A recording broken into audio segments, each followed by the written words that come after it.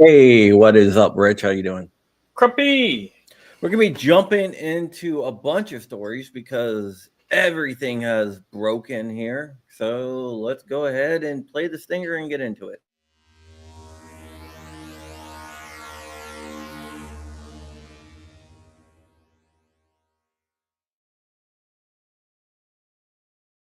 All right, so we got a number of breaking stories. One isn't so breaking, but I wanted to do some of my research just to verify that I had everything that I thought I had, and I did. There is a story out of California with the Ninth Circuit decision. There is the SIG thing, which we can get into, and we have a proposed NFA tax. Which one would you like to jump into, Rich, first? Let's do Ninth Circus. The Ninth Circuit. Okay. So California has something called an a background check on ammunition purchases. In this case, was uh, uh, Rhodes versus Bonta, right? Yep, The yep. Rhodes versus Bonta is an FBC backed case that challenged California's background checks on ammunition. It went in front of a 3-judge panel in California. And that 3-judge panel ruled that the background checks on ammunition is repugnant of the Constitution, and therefore, let me just stop that. The people are sending me messages, and therefore that stopped the. God damn it! Hold on, I'm trying to stop that, but for some reason it's not. Oh, okay, I know what it is. It's going through my phone. I was wondering. And therefore, what happened is that they ruled that it is unconstitutional. So ammo background checks is unconstitutional. I am going to share it here, and we can go through this. You want to read, Rich? Yeah, sure. So here, I gotta click 10 things. And yes, I am ready. All right. So let me go put it up here. Here we go. So, Second Amendment. Affirming the district court's grant of a permanent injunction, the panel held that California's ammunition background check regime, which requires firearm owners to complete background checks before each ammunition purchase, facially violates the Second Amendment.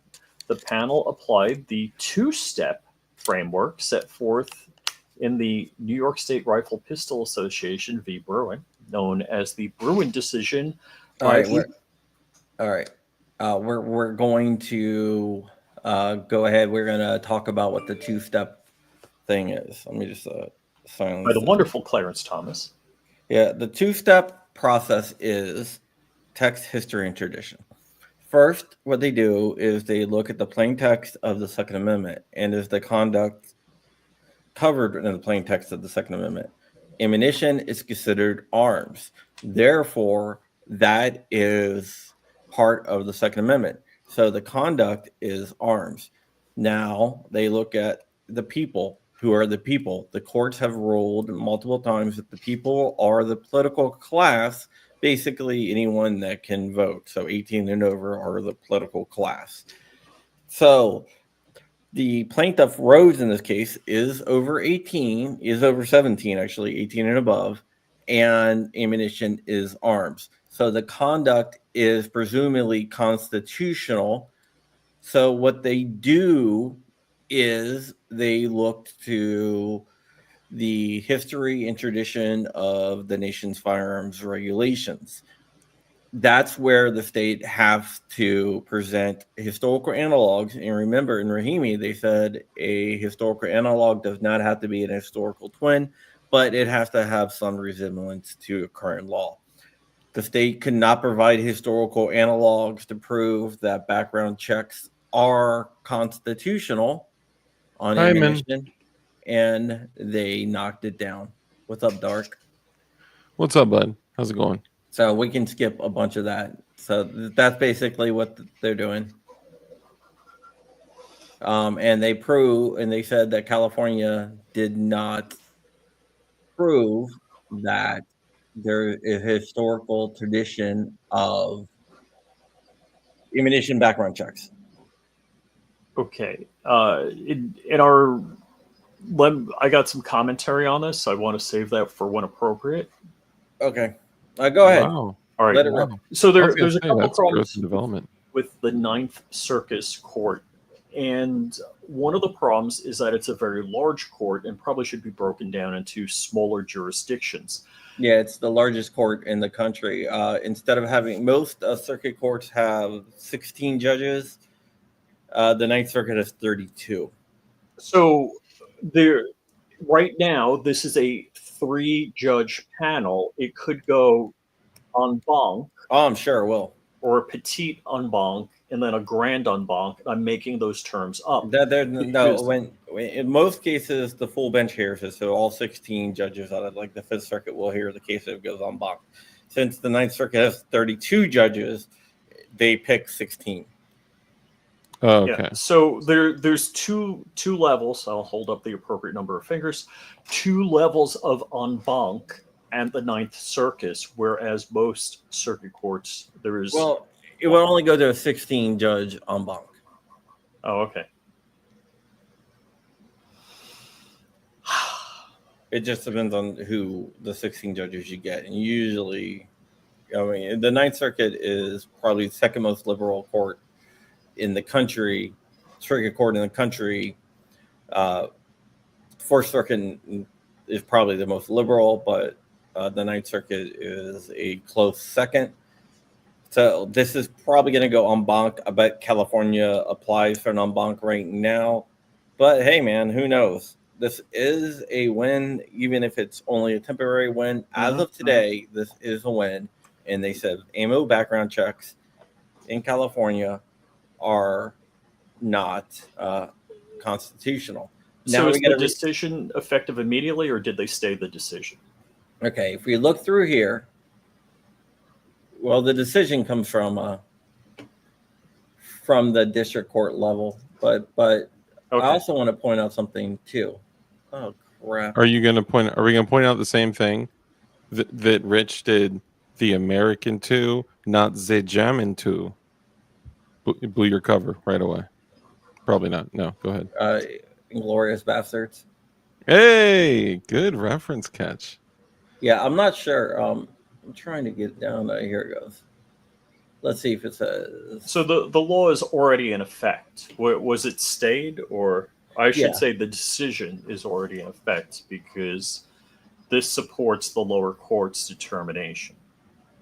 Yeah, this supports the lower court's determination. This is an injunction, but what did I say? Why won't this help New York or anything now? Well, it's Ninth Circuit. It's not New York. It cannot be a nationwide injunction anymore. Right. Ooh. Dang. Oh, Zanti says they still take your ID and hold it in front of the camera. Yeah. The fudge.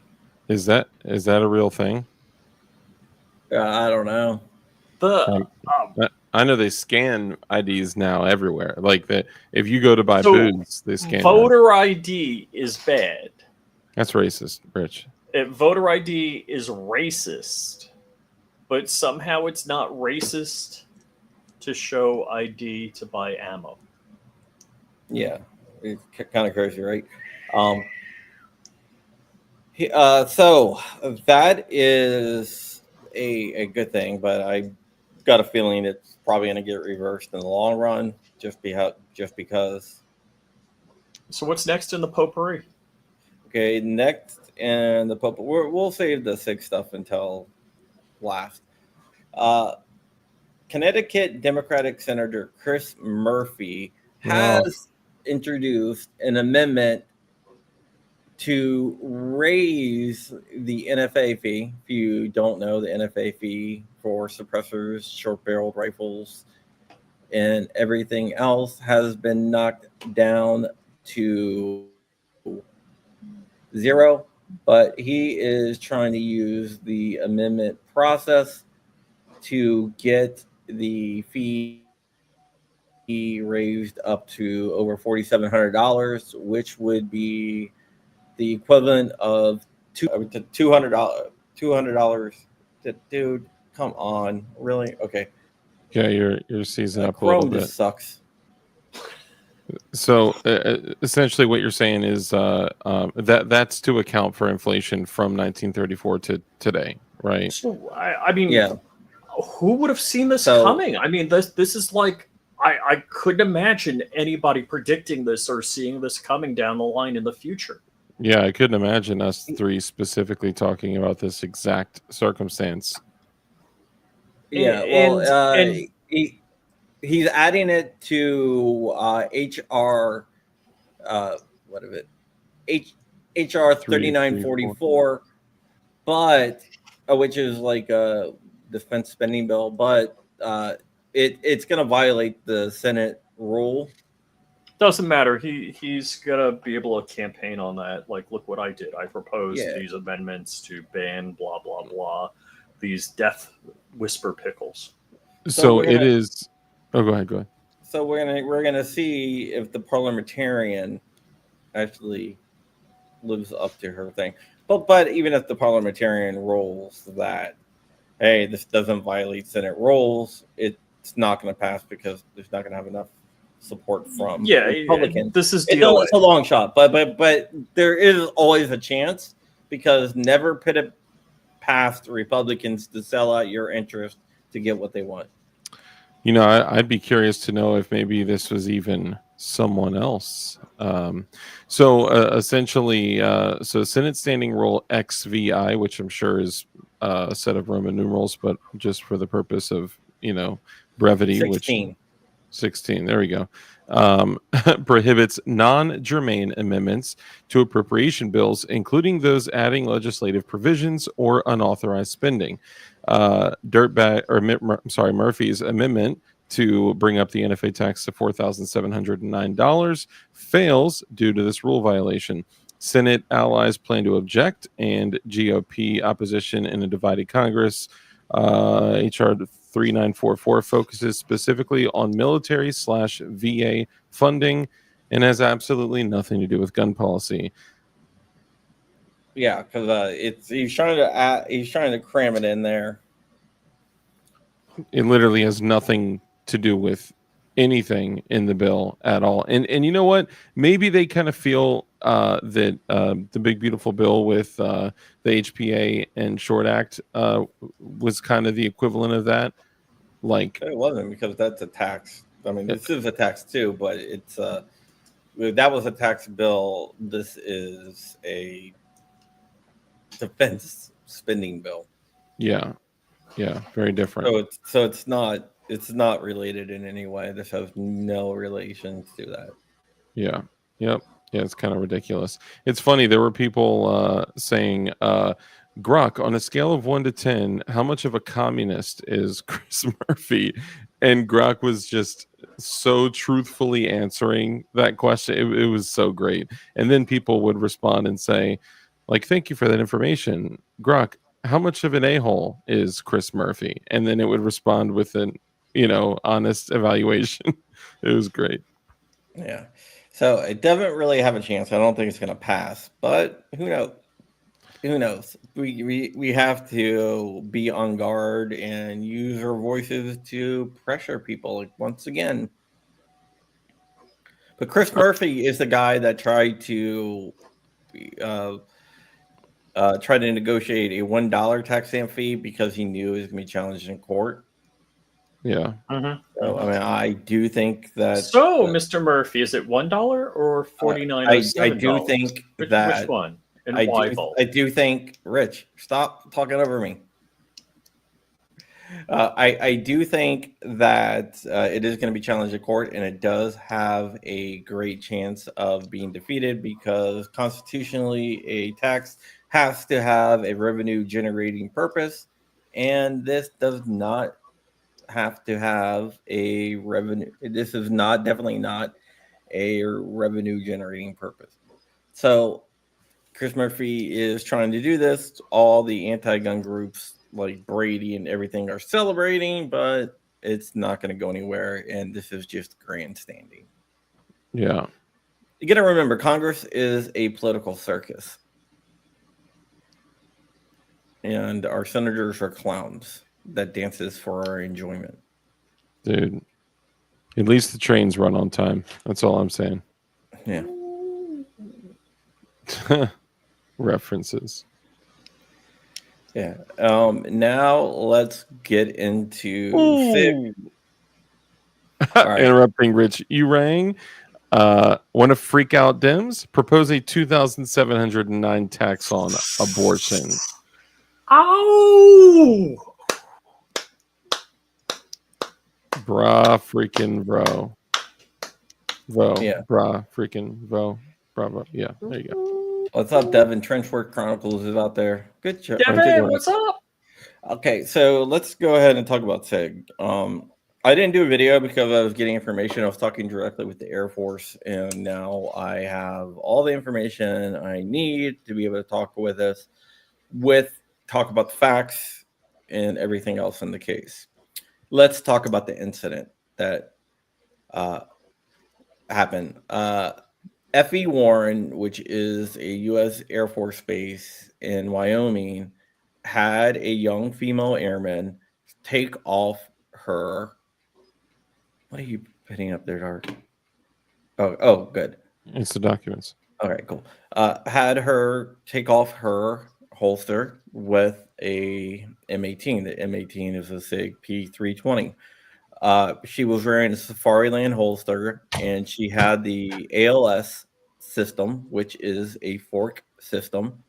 QLS. Right there. TLS. QLS. Yeah. QLS, quick release system. Sorry. Yeah. I don't know what ALS. I was reading stuff about advanced life saving. Well, actually, there's an ALS on the QLS, but yeah, you're right, and you're right. So yeah. So she took the holster off. She placed it on a desk. The Sig P320 was still secured in the holster. It was on a table. She sat down. Allegedly, according to the reports and what we know, because the investigation is still going on, the 320 fired without any human intervention, striking her in the chest and killing her instantly. Holy Christmas! I thought it was a femoral artery shot. I didn't know the details. No, just hold on. Weren't you on the show that we went over this on Tuesday? Yeah, but I guess. Oh, I think you came on after. You know what? I did come on after. Yeah. So apparently the table wasn't bumped or anything else like that. It just fired. According to the initial report. Now it is still being investigated, and we're going to get into who is investigating or whatnot. The Air Force has pulled the M18s out of service in the continental United States, Hawaii, and Alaska. That is likely going to expand to Europe. So, yeah. And for people that aren't familiar with the Safariland system, one of the benefits of the QLS system is that you have a female portion and a male portion. So let's say you have like a drop leg holster or some type of system on your belt or whatever it is. Sorry, this is failing, so I need to stop this print now. So what happens is you can click it in and then keep your holster secured to you, or you can much like this here, you can literally pinch the QLS and pull it out and remove the whole unit while the gun is remaining holstered. So there's zero interaction with the firearm. You're only interacting with the holster. And what was alleged to have occurred, like John mentioned, was the whole unit with the firearm inside of it was taken out, set down on the table, and that's when she was struck in the chest. We had a whole conversation about this, and it's honestly it's kind of crazy that this had been going on for how long with Sig, and the moment this commander lost one person, he was like, nope, done. Pause everything, shelf everything, no questions. M4s.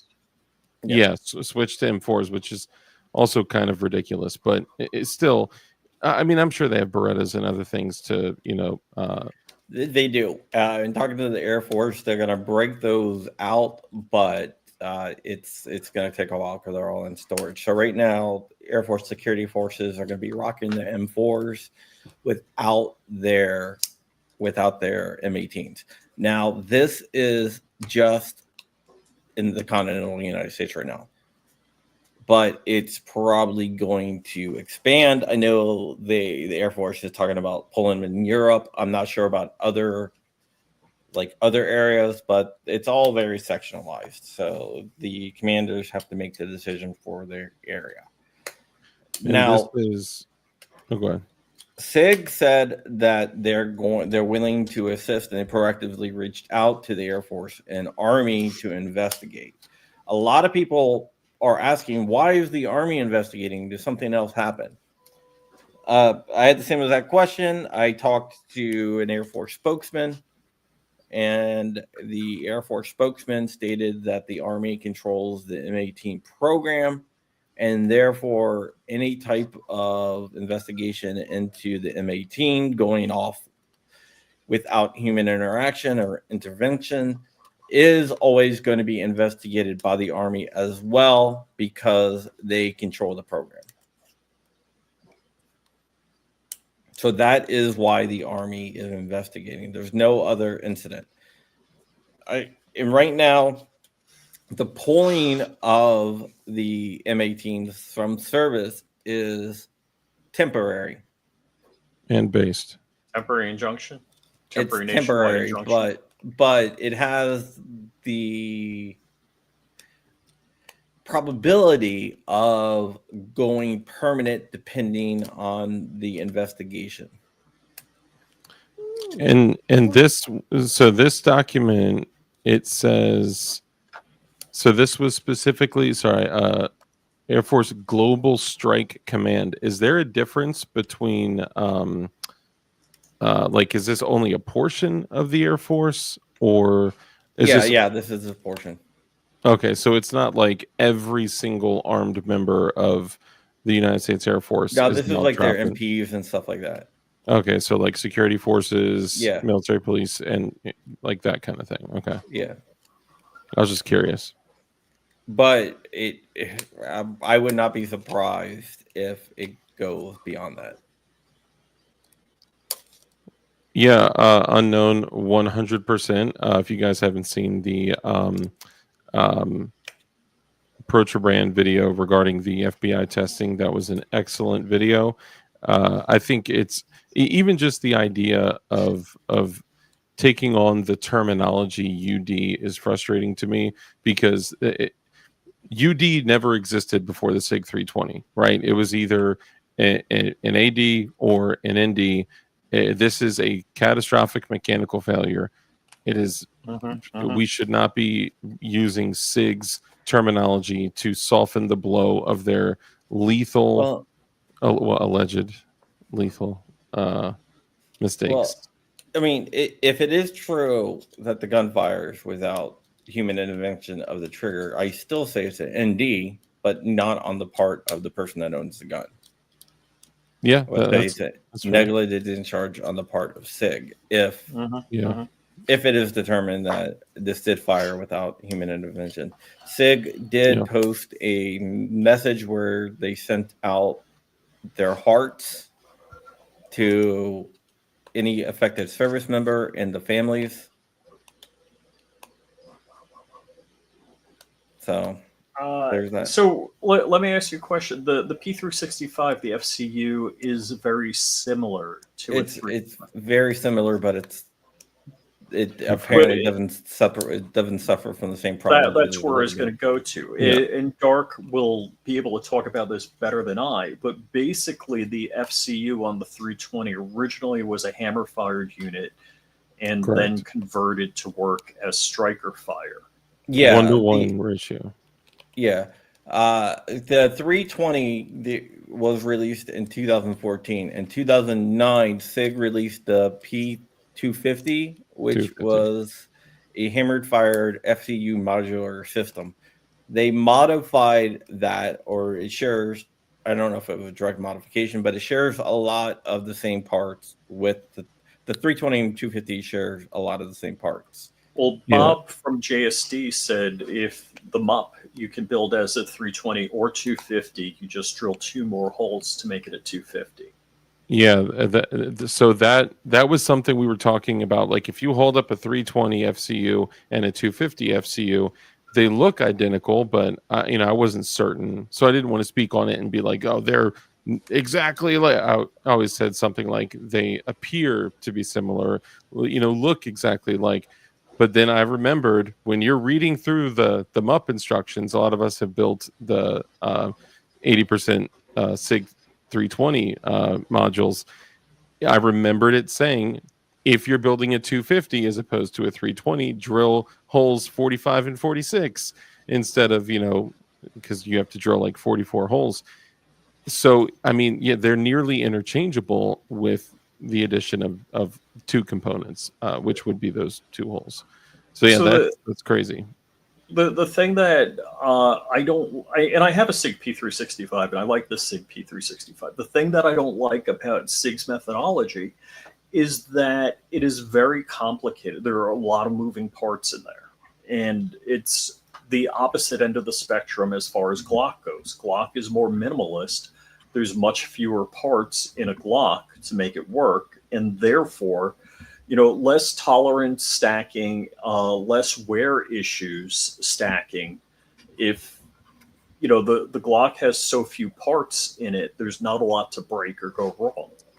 Yeah, there is something called every time you add another moving part, you add another point of failure. Yeah.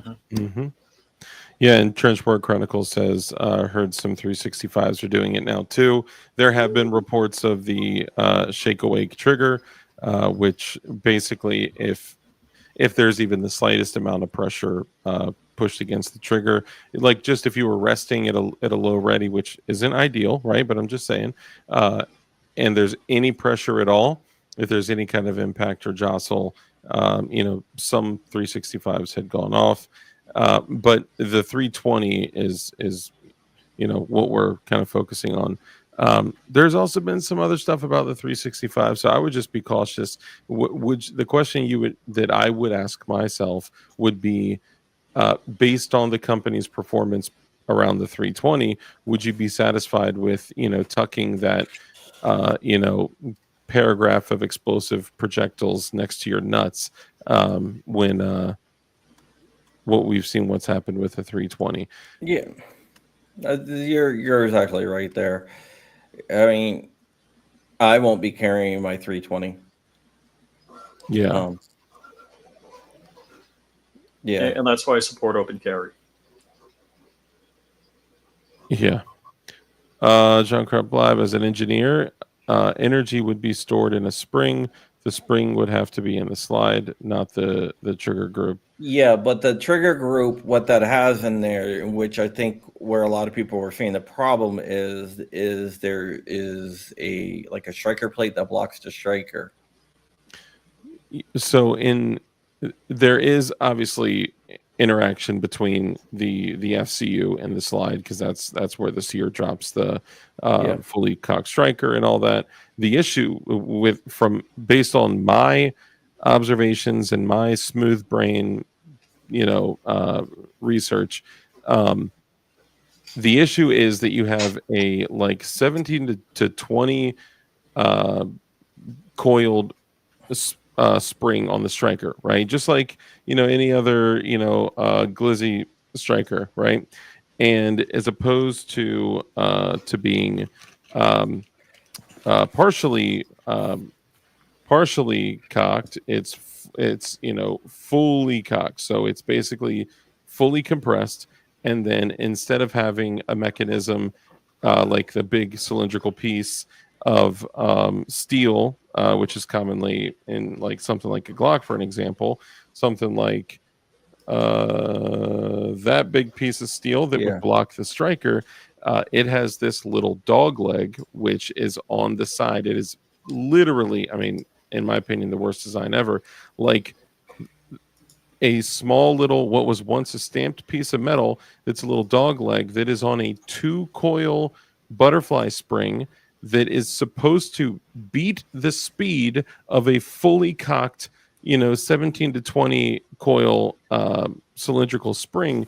And in most cases it does, and the little dog leg comes up and it holds the striker and keeps it from striking the cartridge. But if you add the tolerance stacking of other components, if you add carbon, if you add wear and tear, if you add the fact that they started doing metal injection molding instead of using that stamped piece for more precision, you start creating more opportunities for mechanical failures. So that kind of seems like that's where the issue is. I would much rather have a big cylindrical piece of steel to physically block the striker from going forward, and maybe have one that's partially cocked as opposed to fully cocked. The other thing too is, look, guys, this isn't exclusive to 320s. All right. We had a friend pass away from a modified Glock 43X that fell, wasn't drop safe, and struck him in the head. And Johnny Glocks just published a video the other day where a guy came in, had done some modifications to a 43X, and guess what? It wasn't drop safe. So that's why my carry guns, I never modify my carry guns. Yeah. Or at least don't modify the most important components. Like, do what you want with sights and whatever. Mm-hmm. Yeah. Mm-hmm. Well, we're not talking about sights. I'm talking about like internal components. Components. Yeah, even though I did just recently change the shoe on the trigger of my Glock, everything else. Yeah. Well, so typically not, but one of the issues with Jonah's 43X, I think, was those little tiny whatever 4/10 screws or whatever they are, instead of using like pins in the trigger safety. I think over time those screws backed out and the trigger safety fell out, so there was nothing to stop the trigger from pulling when it fell, and it just happened to be at a time where the striker safety was either not working correctly or the spring was jammed up there, carbon locked, whatever. Something happened that allowed the striker to hit the primer. Yeah, but like anything like that, but like changing out like a mag release to an extended mag release or sights. Basic stuff. Yeah, I mean, like if it doesn't affect the gun firing, then yeah, go for it. But if it's something that's like internal components, whatever. What do you guys think about Sig recently, like a couple of months ago, changing their manual to say you shouldn't carry a 320 with a round in the chamber? So Israeli carry. Most companies have something along the lines of never keep your gun loaded unless you're actively using it, and they say something vague like that. Like Glocks say something similar. I think people have blown. That's lawyer speak. Yeah, it's a reduction in liability. So I think people had blown it up because of all the recent issues that we've seen. Had it always been like that, never would have been a thing. But because they did it after it ends today, like it ends today. Yeah. Oh man, what just terrible decisions like over time, just piling up. Now I'm gonna get you guys' opinion. What do you think is gonna happen to Sig? The question Honestly, is how much money do these contracts with the government represent? the majority. Billions. The majority of SIG's money comes from government contracts and police contracts and everything else.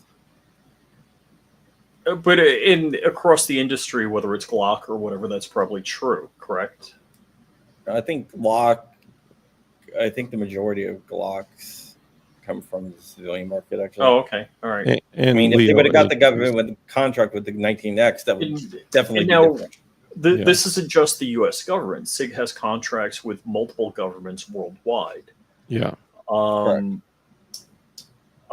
sure the U.S. government is the biggest government contract, period, 100%. that SIG has. I hear that. I mean, I don't know if this is true, but what I was told is that makes up the majority of the revenue. Yeah, this could be a TWA 800 event for SIG or Pan Am Lockerbie Scotland event for SIG. I don't see. Maybe I hope they don't go bankrupt, but I mean, I don't think any of us want anything bad to happen to them. Just for clarity, for any future torturous interference lawsuit allegations. I mean, I think that, and likely Crump and Rich would agree, no one wants something bad to happen to any company that's, helping provide people with their natural rights and fundamental rights. It's that there are a couple. Yeah, I guess I'm tiptoeing around it a little bit, but I'll say this. The way that it's been handled so far is abysmal. It is terrible. It is embarrassing.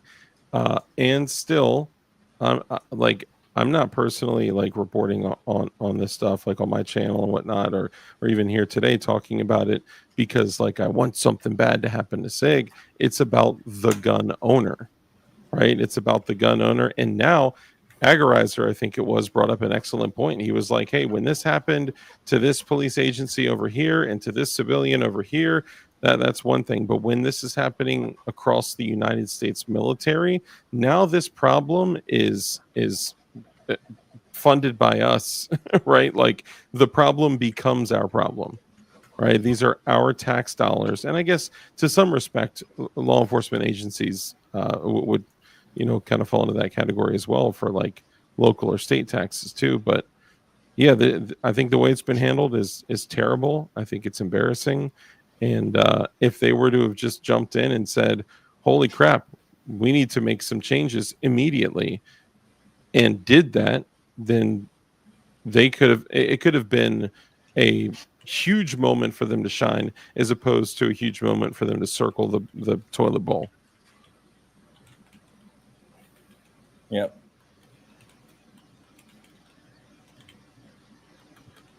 Yeah, it's we'll have to see what happens, but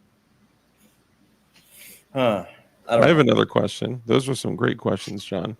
And I have another question. How much longer can we allow stuff like this with the new NFA tax, bill, and just everything that we have been facing without installing new air conditioning in tyrants' faces? What? I mean, this is insane, dude. This is absolutely nuts that we have to constantly battle. But just like the first Trump administration, you have to reelect us to get 50 state reciprocity or blah, blah, blah. Reelect us in the midterms to get this. So now we have to reelect the rhinos in the midterms to get them to remove suppressors, AOWs, SBRs, SBSs from the NFA. I don't want this to be confused as accelerationist behavior and speech or whatever. And I certainly would never want to call for anything like that at all. But there has to be some point where it's just stop. Just stop it. You're approaching the danger zone. Honestly, the danger zone has been approached for a century. But when I don't know, maybe it's probably a more appropriate conversation for over a beer than on a live stream. I'm sorry, I'll shut up. Or at GOA Goals. where we'll be there with definition knives. I won't be there. Yeah, you're not going to be there, but definition. No, I'll Highly be. disappointed in you, Crump. I'll be on a beach in the Caribbean. Are Come to my you house going to on be a Caribbean carnival? beach. You going on a carnival cruise? No, I'm not going on a cruise at all. I'm just kidding. I'm going to a resort. The West is dying, Dark. You know it. I know it. I know. I'm just. It's honestly sad to continuously read these things, hear these things, see the attacks, and basically not be able to do anything. Like, imagine if you're standing on your porch and you see like a roving gang that's armed approaching your property, and you're like, well, I hope they're nice. Like, you can't do anything, you know? Like, I know I could do something, but yeah, anyway. Get some lemonade for 'em. Yeah, right. Don't use any hate speech against them. Straight to jail. Yeah. All right, guys, we're gonna get out of here. Yeah, a Norwegian cruise. No, I like MSC cruises actually. Who do we know that works at MSC? Or we do know someone who's in the gun community. But the reason why I like MSC cruises is because when we go on an MSC cruise, we usually do the yacht club, which is nice. Have you ever done the yacht club, Dark? No. What you get I like haven't been on a ship. you get like a private butler and everything, which is freaking awesome. I would I'm just going as assume. Crumpy's other third son. I would just assume that anything that involves a butler, I've never done. I would just use that as like a benchmark. Well, it's gonna sound like, oh, he must have spent a lot of money. But Rich, how did I get the yacht club? You were the lowest bidder. Yeah, they had like in one extra room open for yacht club, with private butler and everything. We had a regular cabin, so it's like, well, you can bid to get upgraded, and you get a private butler, private dining. So you totally lowballed it. Yeah, you know when you don't stand in line when you go there. They meet you at the curb and they give you champagne and they walk you to your room and everything else. So you skip every line. You Does never stand Miriam in line drink? anywhere in the no. So But you never stand on line anywhere on the ship. Like if you go to a show, you don't, you get escorted to all these shows and you get escorted everywhere, right? Which Nice. is really cool. But they had a bid and it was like, bid to get upgraded. And these are like, these are like 20K, like a person or whatever. And I bid $100, which was the minimum. And guess what? You got it. No one else bid. Because no one else knows about this kind of stuff. Yeah. So I got $100 more. And when you walk around, people are like, "Oh, there goes the rich people." It's like, yeah, if you only knew that if you bid $100, you could. I know, right? They probably paid $350 to get on. They're like, make way for the royalty. Yeah, Dude, that's like me searching for eBay listings. I look for like the little guy listings that dude, that's how I got that black multicam Glock slide with the Holosun SCS. I got that whole thing for $359 or something like that. Yeah. Like that's how much the optic was. Anyway, yeah, sorry. I'm that way, but just with gun stuff. Yeah, but you get like, you don't have to wait in line anywhere. Your excursions are all like, you get these private excursions. And when you go to like the island where everyone goes to, they have a private beach for you. No riffraff. No riffraff. No beach salesmen selling their handmade jewelry. Fluffy Bunny Arsenal. The fanciest thing they ever did was weekend at the Greenbrier. Did you go see the secret base under the Greenbrier? You don't know. The Greenbrier is a hotel in West Virginia that's really, really fancy. That every person that worked there Was a spook? Yeah. No, I'm not flexing. I'm saying that I could never afford that too many choices. But because I bid $100 as a joke because I didn't think I was going to get it, I got it. Yeah. Reach for the stars, people. That's the message. Yeah. Or just very carefully look for insane deals. Yeah, it was kind of funny. Dude, I was at the Greenbrier before I knew anything about the secret rooms and all the Fed employees and all that. When there was that huge flood in White Sulphur Springs, I went to just help people that were affected. Dude, you want to talk about destruction? Oh, I know. Sorry, it's a whole nother topic, but yeah, that was brutal. You see what rushing water can do to homes. I mean, like 9 feet of water in a valley, bro. That was brutal. But yeah, we were operating out of there basically as like like home base, and I was there for a week, and I had no idea. Yeah. But I did hear people reference it constantly, like the bunker, and I was like, oh, it's like a joke or something. And then a few weeks ago, we were talking, and Crump was like, yeah, no, they literally have like a massive bunker there. Yeah, it's shut down now. But yeah, like everyone that from the maids, front desk, they were all like government CIA employees type thing. Yep. Black Diamond Josh says, "Rip Hulk Hogan, Rip Hogan, Rip Ozzy." My whole childhood, everyone's dying from my childhood, which is Crazy. yeah. If you don't know, Hulk Hogan died dead at age 71, massive heart attack. That's terrible, man. Yep, Terry Bollea. All right, guys. I will see you guys. There is a bunker. Where I wonder where the new bunker is. Mount Weather, Virginia. Kind of close to us. Yeah. It's also featured in Mission Impossible, the latest Mission Impossible movie, And the 100. and the 100. Yep. Interesting. All right, guys. We'll see you guys later. Have a great weekend. I'll be in South Dakota starting Sunday. I'm in Delaware now, so I'll be in South Dakota Sunday, back for a week, then be out of the country for another week. So Word. there you go. A lot of traveling. Peace out, Cub Scouts. Take your vitamins and say your prayers and be a real American. Absolutely.